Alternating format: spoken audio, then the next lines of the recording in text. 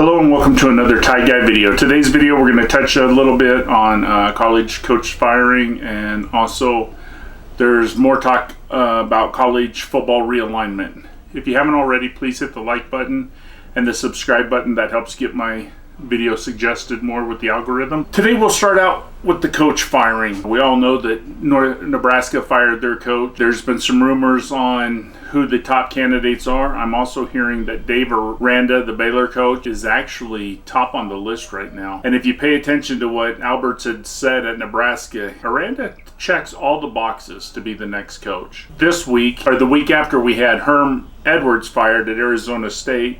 There's lots of rumors swirling around who could replace him. We've heard Mike Novell from Florida State. For some reason, I'm also hearing Brian Herm from Auburn is a candidate that they're looking at also. And then here just this past week, we had Jeff Collins from Georgia Tech get fired. Unfortunately, when he got fired, he not only got fired himself, but he helped get his athletic director, Todd Stansbury, fired. Todd Stansbury had been there since 2006. I think it's a bad situation that we're seeing all these coaches starting to get fired 3 weeks, 4 weeks into the season. Unfortunately, I do believe it is a trend that is going to continue as long as we have the signing period in the middle of December. You got to get rid of coaches so you can get new coaches in there. I just think it's a bad look. When you look at Nebraska, Scott Frost, he struggled last year. He lost all those games, one possession, so they thought they would give him another chance. Unfortunately, it didn't work. They knew right away they needed to get rid of him, so they fired him. Herm Edwards was in a situation, Arizona State, that was just a dumpster fire. There's recruiting violations, allegations. The NCAA has not sent down the punishment for those. I do not believe Herm Edwards should have even been the coach this year. I don't know why Arizona State didn't get rid of him at the end of the last season. Collins, Georgia Tech. I know a lot of people are throwing out the name, hey, let's get Deion Sanders there. I don't think Deion Sanders would go to Georgia Tech. Deion Sanders loves Georgia area, would be a good fit there. The problem with Georgia Tech is academics. They are really hard on academics. Not every recruit can qualify to go to Georgia Tech, so the recruiting there is a little more difficult, and I do believe Deion Sanders would rather have a place where he could go in, get his own people, do his own recruiting, and I just think that's too hard of a requirements for him to overcome, and I don't think his first Power 5 coaching job, he wants to be limited with the recruits he could get. So I really don't see him going to Georgia Tech. Unfortunately, I think as this week goes on and next week goes on, you're going to start hearing more and more coaches being fired. I don't think Brian Herm there at Auburn, I'm surprised they haven't fired him yet. We all know that they wanted him out last year. They fought, barely kept on his job through the summer. I would be willing to bet by the end of next week he will be fired.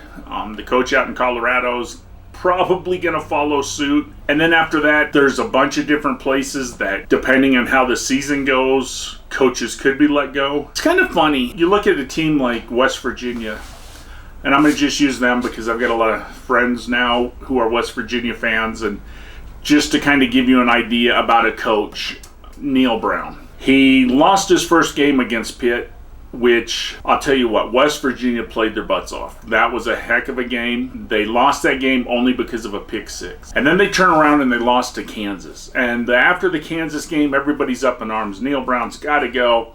Terrible, terrible coach. And then 2 weeks later passed and we realized, you know what? Kansas is 4-0. Kansas isn't a bad team. Kansas has a realistic chance of going 6-0 before they go into Norman. All of a sudden, after a couple weeks, that loss don't look bad. The next week, they go into Townsend. They beat Townsend, which they should, but they look really good. They go to Virginia Tech and look really good against Virginia Tech. So now West Virginia's 2-2, and now people are like, well, Neil Brown, not such a bad coach. So I think sometimes we put a lot of pressure on coaches. We don't give them enough chance. Now, Neil Brown's been at West Virginia long enough, so he's got his chance. But you look at a coach like Brian Herm, which I was talking about with Auburn.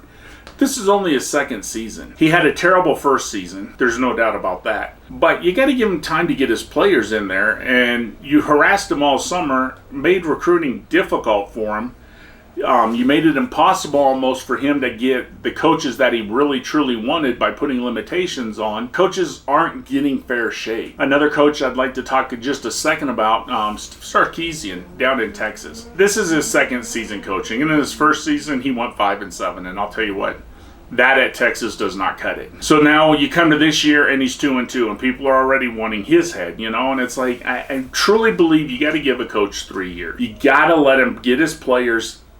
Sometimes it's not only just getting players, it's changing culture. You look at some of the cultures that these schools have. Texas, once Mac Brown left, that culture has gone down. They brought in some good coaches. They have a big booster problem. The boosters want to run that program. I hear a lot that, the coach spends more time with the boosters than he does with the players. You got to let the coach coach. And another thing with culture is sometimes these programs get accustomed to losing. Like Nebraska, they're so accustomed to losing. Look at all the one-score games they lose. That is part of the culture. I mean, when you're not succeeding in close games, you just continue to fail and fail and fail.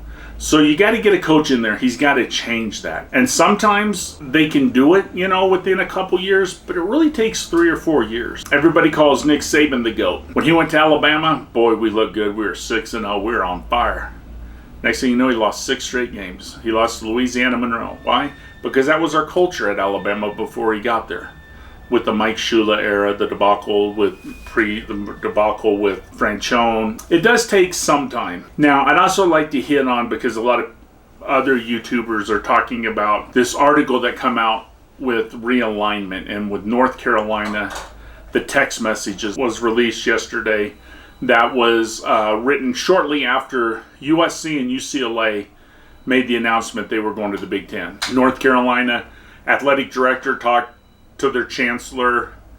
They had many conversations, text. They're looking at, what's the best fit for them. There's been discussions about the ACC having merged with like the Pac-12. In fact, he went as far as actually coming up with a name for it, which is APAC, Atlantic Pacific Area Coast. So he went as far as coming up with the name. Now, I don't know how that would work, since there's 14 teams technically in the ACC, 15 when you consider Notre Dame there in all sports but football, and now you only got 10 on the Pac-12. Been rumors also that they would merge with the Big 12. I don't see that really working, because the Big 12 has 12. Again, ACC has 14, 15 when you call in Notre Dame. There also was some discussion by some people. They're going through the ACC and seeing who's invested in football and who is trying. There was some rumors that, maybe the ACC gets serious and they kick out a few members. And I know a lot of people think, you kick out a team that maybe is not as invested, and you look through who they could be.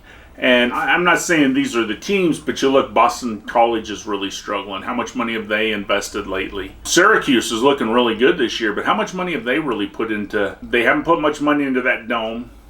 They haven't put a lot of money into facilities. So, but my problem is with the ACC wanting to kick somebody. Think about this. Right now, for the grant of rights to be dissolved in the ACC, it takes 8 votes. So let's say, there's 3 teams that's not working right now in the ACC. And you can name any 3 teams you want. I'm going to just say, and I'm not saying these are the worst teams or that, but let's say it's Syracuse, Boston College, and Louisville. We're kicking you out. So now we go from a 14-team conference, 15 when you count Notre Dame in there.